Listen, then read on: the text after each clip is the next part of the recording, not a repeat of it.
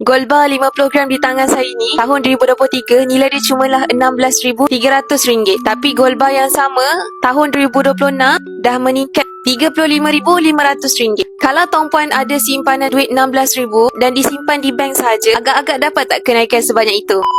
Tapi gold bar 50 gram ni masih kekal dengan berat yang sama, tapi nilai dia dah jauh beza selepas beberapa tahun simpan dan peram sahaja aset emas. Dengan simpanan dalam bentuk emas, tuan-puan dah untung sebanyak RM19,200 dengan kenaikan harga 117%.